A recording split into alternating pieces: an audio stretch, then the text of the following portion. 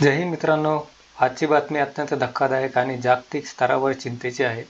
पाकिस्तानने अफगाणिस्तानच्या राजधानी काबूलमध्ये एका दवाखान्यावरती म्हणजेच हॉस्पिटलवरती हल्ला केला असून या हल्ल्यात शेकडो लोकांचा मृत्यू झाल्याची बातमी समोर आलेली आहे. जवळपास 400 लोकांचा मृत्यू झाल्याची बातमी समोर आलेली आहे. हा हल्ला का झाला? पाकिस्तान अफगाणिस्तान संघर्ष वाढण्यामागचं नेमकं कारण काय आहे आणि याचा भारत व जागतिक स्तरावर काय परिणाम होणार आहेत त्याचे आपण हा विषय सखोलपणे आपण समजून घेणार आहोत. आता आपण जर आंतरराष्ट्रीय बातम्यामध्ये जर बघितलं तर ह्या बातमी सगळ्यात जास्त चर्चिले जातात, कारण 400 लोकांचा मृत्यू झाला आणि त्यानंतर भारताने म्हटलंय की हा एक बार्बॅरिक ॲक्ट आहे. अफगाणिस्तानचा क्रिकेटपटू राशिद खान याने सुद्धा म्हटलंय की मी खूप दुःखात आहे आणि सध्याच्या येणाऱ्या बातमीबद्दल, जो की हॉस्पिटलवरती पाकिस्तानकडनं जो झालाय काबूलमध्ये. पाकिस्तानने सिव्हिलियन होम, शैक्षणिक संस्था, मेडिकल इन्फ्रास्ट्रक्चर त्यांनी इंटेन्शनली किंवा चुकीने जरी केलं असलं तरी हा वॉर क्राईम आहे. तर त्यामध्ये जर आपण बघितलं 2600 किलोमीटरची दोघांमध्ये बॉर्डर आहे आणि पाकिस्तानने यावरती म्हटलंय की आम्ही हॉस्पिटलवरती जो बॉम्ब हल्ला केला आहे तो आम्ही केलेला नाही याचं, आणि तो हल्ला रिजेक्ट केला आहे पाकिस्तानने. तर हा आहे भारताचा नकाशा, आपला भारत. तर भारताच्या बाजूला पाकिस्तान आणि इथे अफगाणिस्तान आणि इथे इराण, जे की सध्या तर इथं कॅम्प फिनिक्स म्हणून, कॅम्प ए ओमिद म्हणून तिथं फेमस असलेला हॉस्पिटल आहे, जे की पहिले नाटो संघटनेने त्यांचा बेस म्हणून वापरलेलं होतं, जे की काबूल विमानतळाच्या खूप जवळ आहे. आणि पाकिस्तानच्या म्हणण्यानुसार आम्ही जिथं हत्यारांचा साठा किंवा ॲम्युनेशन अफगाणिस्तानने तालिबानने जमा करून ठेवलेलं तर तिथं हल्ला केलेला. जर आपण इथं नीट लक्ष देऊन बघितलं की हा एवढा एरिया कॅम्पचा एरिया आहे, जो की व्यसनमुक्ती केंद्र म्हणून सध्या वापरलं जातं आहे. आणि जर अजून आपण याला अजून झूम केलं तर इथं व्यसनमुक्ती ते लोक आपल्याला दिसून येत आहेत. जे पाकिस्तान म्हणतंय की आम्ही ॲम्युनेशन आणि हत्यारं वगैरे मिसाईल वगैरेच्या स्टोरेजवरती हल्ला केला आहे, तर ते साफ चुकीचं आहे, यावरती आपल्याला दिसून येतं.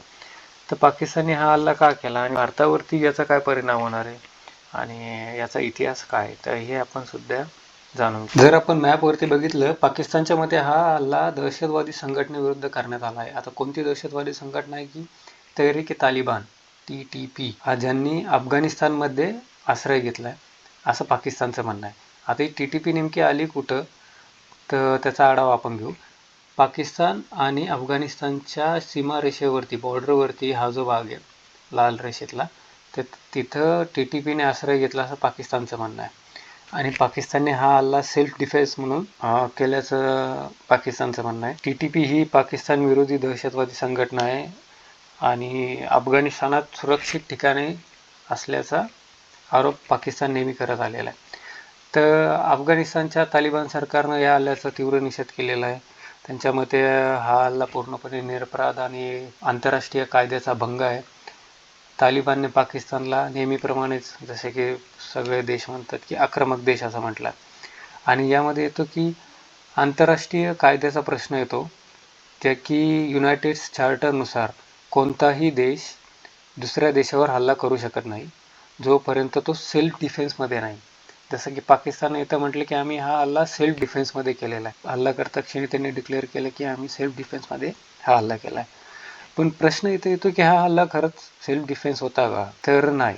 तर हा वॉर क्राईम म्हणून सुद्धा ओळखला जाईल, कारण जगातल्या सर्व वर्तमानपत्र आणि सगळ्या न्यूज आउटलेटमध्ये ह्या बातमीचा उल्लेख सध्या होत आहे. याचं बॅकग्राऊंड नेमकं काय आहे, तर ही जी ड्युरंट लाईन आहे इराणच्या सीमेपासून सुरू होऊन ते भारताच्या लडाखपर्यंत जी येणारी गिलगिट बाल्टिस्तान करून खैबर पख्तूनख्वा आणि बलुचिस्तान मार्ग, तर तिथं TTP म्हणून तहरीक-ए-तालिबान पाकिस्तान म्हणून जी होती, तर ती बॉर्डर एरिया म्हणजे मोस्टली पश्तून जो डॉमिनेटेड एरिया आहे, खैबर पख्तूनख्वा झालं किंवा बलुचिस्तान झालं, तर ह्या भागात जास्त ॲक्टिव्ह आहे. आणि तालिबान आल्यापासनं यांचे संबंध तालिबानशी चांगले नसल्यामुळे ते पाकिस्तानात गेले.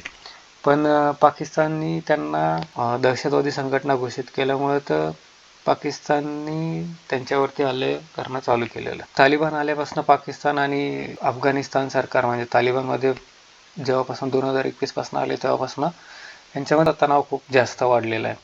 आणि सध्याच्या संघर्षाचे मोठे परिणाम काय असू शकतात, तर दोन्ही देशांमध्ये युद्धाची शक्यता वाढू शकते. दक्षिण आशियामध्ये अस्थिरता वाढेल, कारण सध्या इराण आणि मध्य पूर्वमध्ये सध्या अस्थिरता आहेच आणि या भागात सुद्धा अस्थिरता वाढू शकते आणि दहशतवादी कारवायांमध्ये सुद्धा वाढ होण्याची जास्त शक्यता आहे. यात भारताचं हित काय? भारताचं हित नेहमी याच्यातच आहे की अफगाणिस्तान हा स्थिर असायला पाहिजे. जर जेव्हापर्यंत अफगाणिस्तान स्थिर असेल तर भारतातल्या होणाऱ्या दहशतवादी कारवाया, ज्या की पाकिस्तान स्पॉन्सर असतात नेहमी, त्या कमी होतील. त्यानंतर दहशतवादावरती सुद्धा नियंत्रण राखल्या जाईल आणि प्रादेशिक शांतता सुद्धा राखल्या जाईल. जसं की भारताने म्हटलं की भारत हा नेहमी पीसफुल रिझोल्युशनचं समर्थन करत आलेला आहे.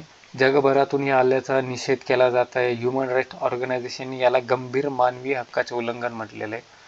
तर काही आंतरराष्ट्रीय संस्थांनी आणि काही देशांनी तपासाची मागणी केलेली आहे. हा संघर्ष फक्त सध्या आता पाकिस्तान आणि अफगाणिस्तान पुरता मर्यादित नसून हा प्रश्न आहे की सिव्हिलियन प्रोटेक्शन आणि मिलिटरी ॲक्शन, तर यामधला फरक, त्यात होणारे कॉन्फ्लिक्ट्स यावरती सुद्धा हा प्रश्न महत्त्वाचा राहिलेला आहे. जर एक्झाम ओरिएंटेड जर आपण याला बघितलं तर पाकिस्तानच्या एअर स्ट्राईकवरती लक्ष देण्यासारखं आहे.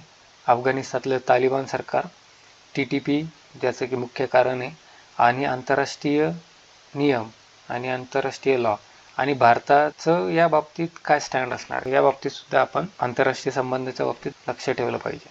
MPSC आणि मुख्यतः UPSC आंतरराष्ट्रीय संबंधाच्या बाबतीत कशा प्रकारे प्रश्न विचारू शकते तर याचा आढावा आपण घेऊ.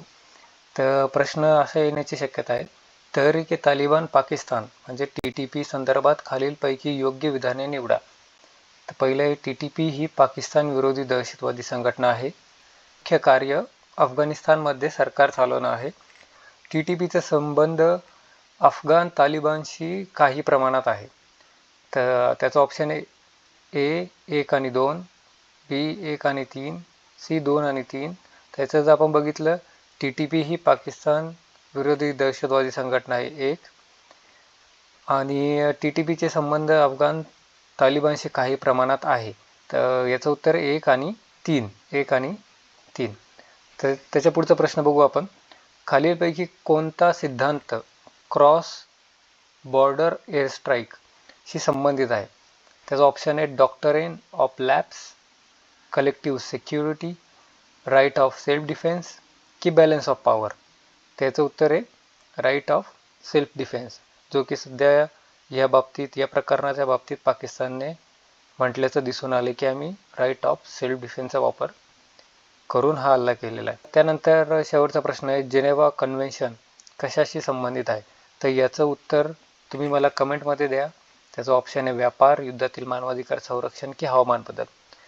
तर हा व्हिडिओ कसा वाटला याबद्दल नक्कीच मला कळवा, आणि कुठल्या मुद्द्यावरती किंवा कुठल्या मुद्द्यावरती जास्त करून डिटेलमध्ये हे सुद्धा मला कमेंटमध्ये सांगा, जेणेकरून आपण त्यावरती डिटेलमध्ये व्हिडिओ बनवू. जय हिंद, जय महाराष्ट्र आणि खूप धन्यवाद.